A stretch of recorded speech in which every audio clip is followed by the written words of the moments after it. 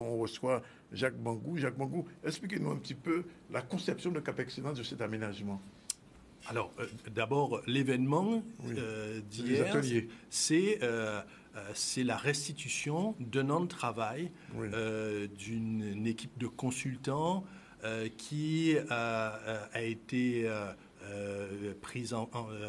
payée par l'État et pour faire un accompagnement après demande de Cap Excellence et par une réponse d'appel à projet en expliquant que le territoire de Cap Excellence, il est assez exceptionnel parce qu'il est le lieu d'un développement à la fois évident, nécessaire pour le développement de la Guadeloupe, mais en même temps, c'est un lieu d'une extrême diversité avec un pôle urbain fort, avec un pôle agricole qui est aussi fort, voire plus important, et avec un pôle de biodiversité.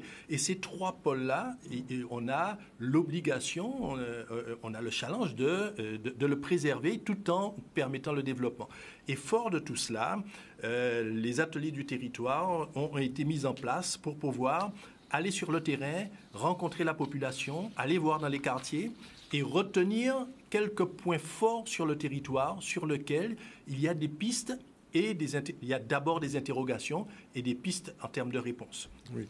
Alors, on peut citer les quelques territoires qui ont été retenus. Sur Bémao, c'est à Beau-Soleil, c'est l'interconnexion entre, une zone économique qui vient au contact de la mangrove et qui pose problème. C'est la question de Jarry qui est énorme, hein, avec le risque qui est lié à la montée des eaux, aux inondations et au fait qu'à chaque grande inondation qui se multiplieront de plus en plus, les trois sorties de Jarry sont quand même elles-mêmes bouchées. Donc il y a une question qui est sur le tapis. Sur Pointe-à-Pitre, c'est la question du carénage avec un risque là aussi de la montée des eaux dans pas un étroit, mais justement dans une zone de plaine qui est en arrière du rivage avec la nécessité de revisiter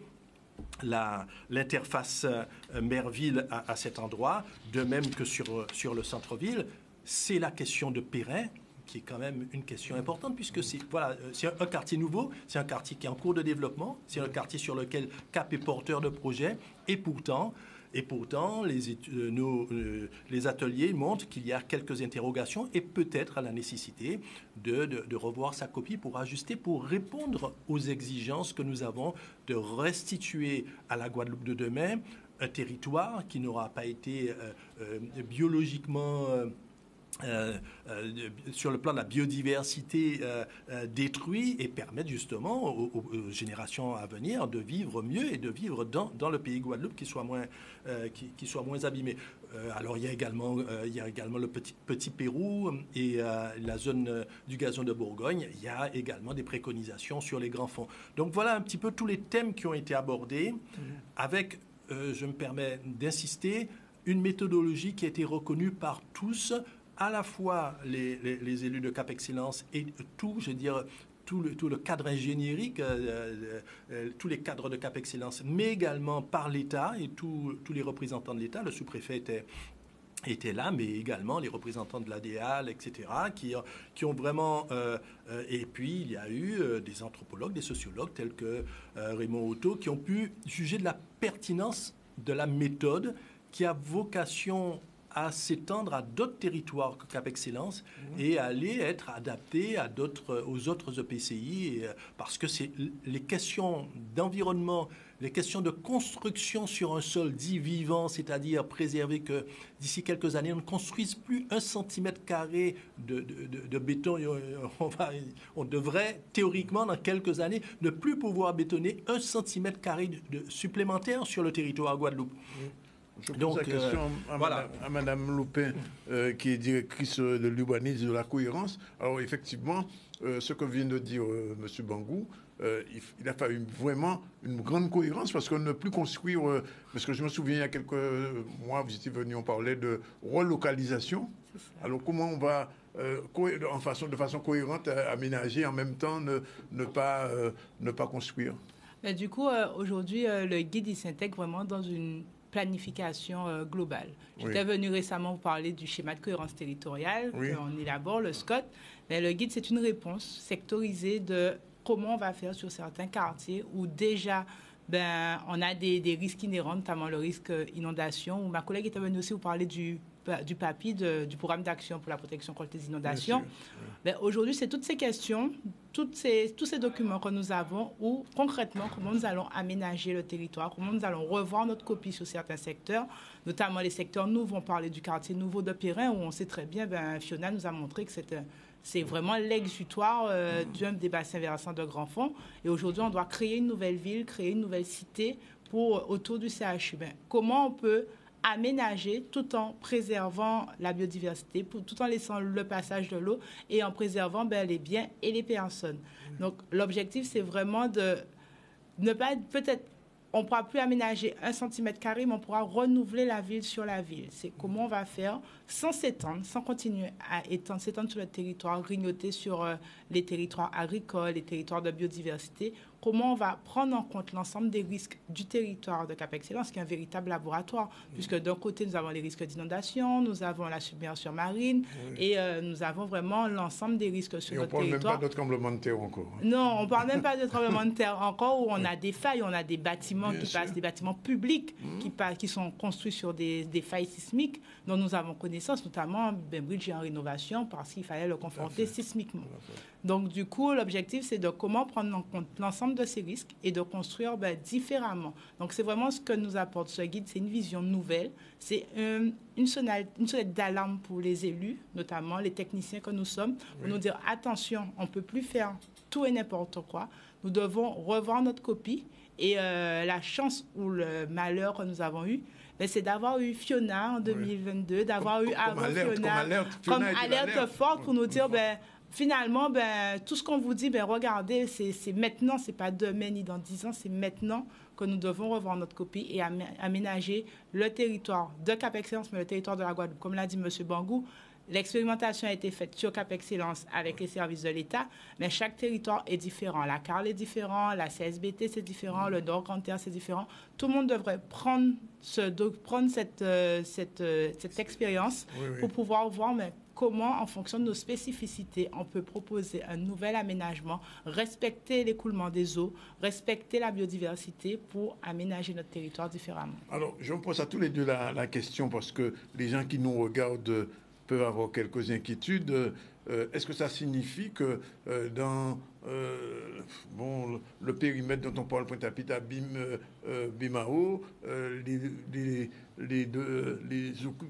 terrains qui existent déjà ne pourront plus être comme avant, j'ai envie de dire, constructibles? Est-ce que les demandes de construction seront plus compliquées? Qu'est-ce qui va se passer concrètement dans ces territoires-là, dans cette agglomération? Je crois qu'il faut avoir l'honnêteté de dire, regarder chaque citoyen guadeloupéen en disant nous sommes tous embarqués dans la sauvegarde de notre pays, concrètement, de nos territoires, de nos villes, de nos régions. Donc, il y a des endroits où il faudra probablement revoir le droit à construire, ce qu'on appelle le droit à l'urbanisation dans les PLU. Je pense en particulier à ce qui a été mis en évidence sur les grands fonds, sur les risques vraiment extrêmement importants.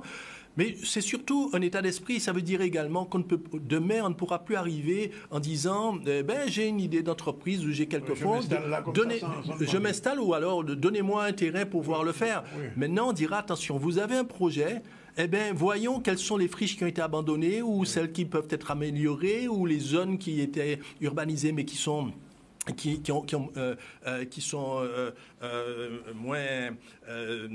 moins occupés aujourd'hui. Il va falloir refaire de la vie économique, de l'habitat sur de l'ancien, sur déjà ce qui s'est produit. Bangou, je vous pose la question parce que vous avez été maire de Pointe-à-Pitre pendant longtemps. Ça veut dire que Pointe-à-Pitre risque de changer de visage à terme? Forcément. Par exemple, sur les quartiers de la ville, il a été montré, mis en évidence, que la montée inéluctable des eaux, du niveau de l'eau de mer, fait que le milieu de la rue Vatable va être sous l'eau dans 30 ans, disons. Non plus que la rue Vatable, c'est un canal. Et la rue Vatable est toujours un canal. C'est le canal qui est recouvert. Alors, des questions se posent. Est-ce que... Comment peut-on réfléchir à l'évolution de cette partie de la ville? Est-ce qu'il faut ouvrir le canal? Est-ce qu'il faut repositionner le logement sur les collines qui sont autour? Comment organise-t-on la circulation si on refait de la rue Vatable, non pas une rue, une voie, mais un canal? Voilà des questions qui sont... à Venise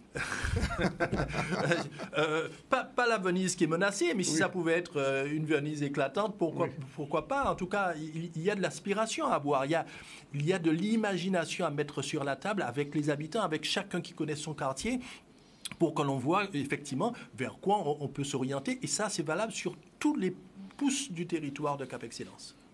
Techniquement, comment on aborde ça, Leslie? Techniquement, il est vrai qu'on ne peut plus continuer à urbaniser et à délivrer des permis de construire comme on l'a fait avant. C'est plus possible. En termes d'inondation, là, nous sommes déjà contraints, puisque l'État a refait son porté à connaissance du risque d'inondation et va réviser l'ensemble des schémas, donc les PPRN, plan prévention de risques naturels, où ils renforcent déjà, ils contraignent encore plus. Donc, des zones qui étaient en bleu foncé deviennent en violet, donc ça veut dire interdiction de la construction. Donc, on est obligé de revoir notre copie.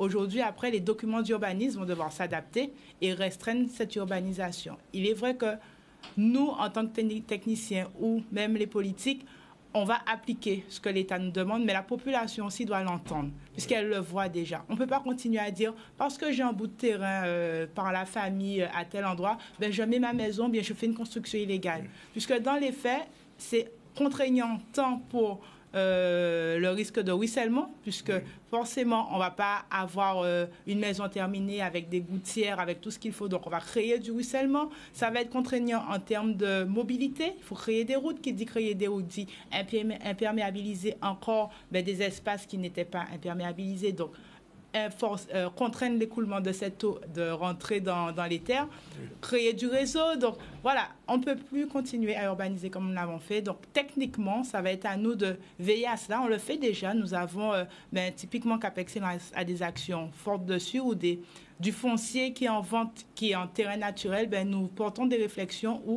qui vont être à l'achat, où on voit des demandes de permis de construire, mais pourquoi ne pas appliquer notre droit de préemption urbain et récupérer ces terrains pour faire de la renaturation et les mettre en renaturation parce qu'elles sont contraintes et en zone naturelle. Je prends un exemple concret, la zone de Petit Pérou. Quel peut être son avenir? La zone de Petit Pérou, donc elle est sous l'eau régulièrement, on s'en rend bien compte. Les chefs d'entreprise viennent nous voir très souvent. Là, l'objectif, c'est de se dire, mais où nous avons du foncier en friche, nous avons pas mal de zones d'activité sur le territoire, pas mal de terrains délaissés ou bien de friches économiques dans ces zones d'activité. C'est au travers de la stratégie foncière que nous avons, c'est de les identifier et de proposer à ces chefs d'entreprise d'être relocalisés pour que, pourquoi pas dans 10 ans, on ait une promenade verte. Où on pourra dire, Petit Pérou, c'était une zone d'activité. Aujourd'hui, c'est devenu une promenade verte où l'eau fait tampon quand il pleut. Oui, mais le chef d'entreprise sera relocalisé. L'objectif. Cap Excellence avait d'abord fait un projet d'aménagement de Petit Pérou. Et Cap Excellence a dû revenir sur sa copie parce que les études ont montré que, on serait fautif de vouloir de construire là où les études montrent qu'il y a un lit de passage de l'eau, un bassin de rétention d'eau. Il faut savoir que toute la zone qui est derrière du gazon de Bourgogne et Petit Pérou, lorsque les eaux s'accumulent là, elles protègent tous les quartiers qu'il y a au niveau du Rézé. C'est-à-dire que si vous bouchez cette zone-là, c'est de l'autre côté, c'est Rézé qui se trouve avec 2-3 mètres d'eau. Et il n'y a pas que Rézé, même en amont de cette zone-là. Donc Cap Excellence est en train de revoir sa copie en disant on ne va pas faire l'extension du gazon de Bourgogne tel qu'on l'avait imaginé. Mais on va quand même travailler pour que la zone qui a été rénovée et qui continuera de l'être, qu'elle soit plus productive, qu'elle soit plus attractive. Et sur Petit Pérou, il va falloir déplacer probablement en amont une partie de la zone économique, de façon à ce que les chefs d'entreprise ne soient pas livrés à eux-mêmes et ne doivent pas abandonner. Mais il est évident qu'on ne peut plus raisonnablement dire qu'on va densifier cette zone qui est en dessous de l'eau, quoi. Oui, mais alors, les Silopins, on parle de Petit Pérou et Jarry. Jarry, c'est aussi le même constat sur certains secteurs. Comme l'a dit M. Bangou en introduction, aujourd'hui, on se rend bien compte que nous avons une zone qui est bleue. Quand il pleut, les 3 sorties de Jarry sont bloquées. Oui. Et nous avons concentré l'ensemble de nos entreprises, une grande partie de nos entreprises. C'est la plus grande zone industrielle, artisanale de la Caraïbe. Donc, du coup, l'objectif aussi, c'est de porter ces réflexions, d'aider les chefs d'entreprise. Il faut voir, il y a déjà des chefs d'entreprise qui nous demandent d'être relocalisés. J'en ai déjà rencontré beaucoup qui disent que moi, chaque année, à un moment, les assurances, elles ne suivent plus. Donc, elles demandent à être relocalisées sur d'autres secteurs.